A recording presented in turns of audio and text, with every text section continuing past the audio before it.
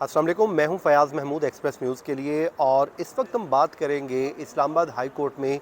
दीगर 3 high court से होने वाले तबादलों की, कि इस्लामाबाद हाई कोर्ट में 3 जो जजेस दूसरे सूबों से आए हैं उस पर बात हो रही है कि इस पे आइन और कानून क्या कहता है, ये तरीक़ाकार क्या होता है। आज के इस व्लॉग में हम बात करेंगे। आइन का आर्टिकल 200 सदर पाकिस्तान को इस बात की इजाज़त देता है कि वो चीफ़ जस्टिस ऑफ पाकिस्तान के साथ मुशावरत के साथ तबादले कर सकते हैं।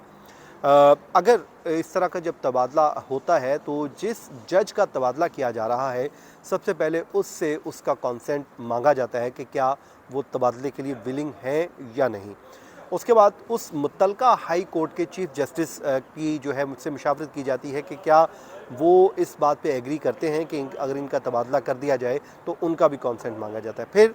जिस हाई कोर्ट में उनको तैनात किया जा रहा होता है, जैसे अभी जो है जस्टिस सरदार सरफराज डोगर या फिर जस्टिस खादिम हुसैन सुमरो और उसके अलावा जस्टिस मोहम्मद आसिफ को तैनात किया गया है, तो उसके लिए इस्लामाबाद हाई कोर्ट के चीफ़ जस्टिस का भी कॉन्सेंट मांगा जाता है। और उस पे वो अगर कह देते हैं कि अगर उन्हें भी कोई एतराज़ नहीं है तो फिर chief justice Pakistan supreme court के जो चीफ़ जस्टिस पाकिस्तान है उनसे उनका कॉन्सेंट मांगा जाता है कि आप अगर अपना कॉन्सेंट दे दें, और अगर इनमें से कोई एक भी ना दे तो फिर ये तबादला रुक जाता है।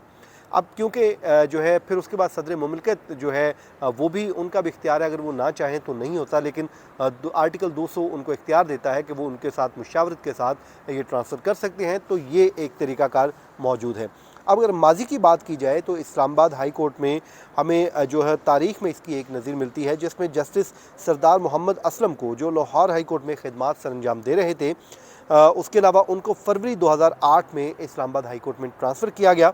और उसको चीफ़ जस्टिस मुकर्रर किया गया। उसके बाद justice M Bilal Khan Lahore high court में थे और उनको 2009 में इस्लामाबाद हाई कोर्ट में उनका तबादला हुआ और चीफ़ जस्टिस के तौर पर उन्होंने खिदमात सरअंजाम दी। फिर जस्टिस इकबाल हमीदुर रहमान